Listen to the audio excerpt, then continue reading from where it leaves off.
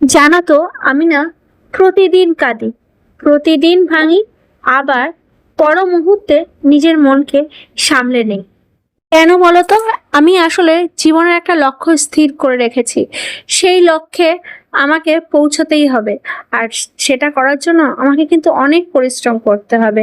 আর যদিও বা না পারি সেই লক্ষ্যে পৌঁছতে, নিজের মনকে তো আমি এটা দিয়ে সান্ত্বনা দিতে পারবো যে আমি আমার বেস্টটা দিয়েছিলাম, তাও আমি সফল হতে পারিনি।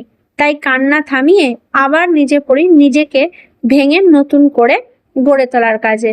তো হ্যালো বন্ধুরা, আমি নদীতে চলে আসলাম আরেকটা ভিডিও শেয়ার করার জন্য।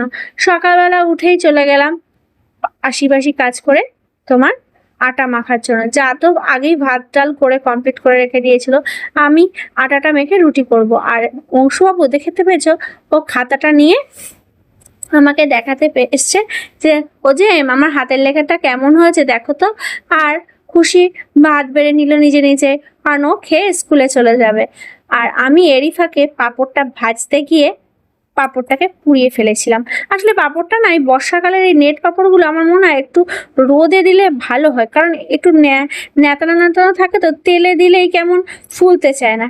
মেয়ে বললো যে আমি সকালবেলা মা আমাকে ডাল দিয়ে ভাত দিয়ে মেখে দাও, আমি পাঁপড় দিয়ে খেয়ে নেবো। ঠিক আছে, তাহলে আমি তোকে সেটাই মেখে দিচ্ছি।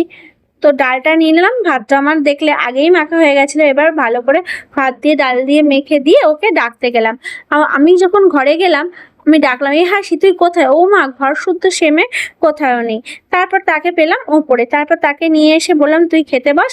আর আমি, হাসি তো খেতে চলে গেল, কিন্তু আমার ঘরটা যে অবস্থা করে রেখেছে মেয়ে, সেটাকে তো পরিষ্কার কে করবে? আমাকেই করতে হবে। তো আমি সেটাকে পরিষ্কার করছিলাম, এমন সময় আমাকে যা ডাক দিল, ও দিদি ভাই তোমার আলু আর আদা নাও।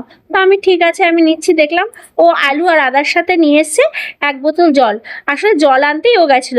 আর সকালবেলা যেহেতু আমি রুটি দিয়ে আম দিয়ে খাবো, তাই আমটা কেটে নিচ্ছিলাম। আর এরপরে তোমার দুপুরে রান্না বান্না করে ধরে যখন খেতে বসেছি, অমনি ঝমঝমিয়ে বৃষ্টি নামলো। খুশিকে ওর মা আনতে যেতে পারেনি। আর কি পরিমাণ যে বৃষ্টি হচ্ছিল আর বাজ পড়ছিল, ওরে বাবা কি অবস্থা!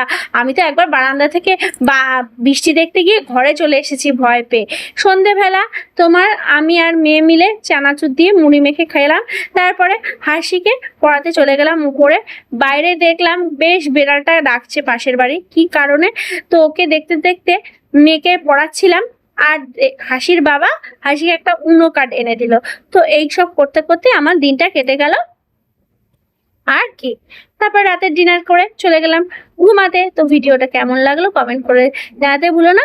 আবার তোমাদের সাথে দেখা হবে পরের নেক্সট ভিডিওতে। আর আর বন্ধুরা, তোমরা কিন্তু মন খারাপ করে চেষ্টা করা বন্ধ করো না।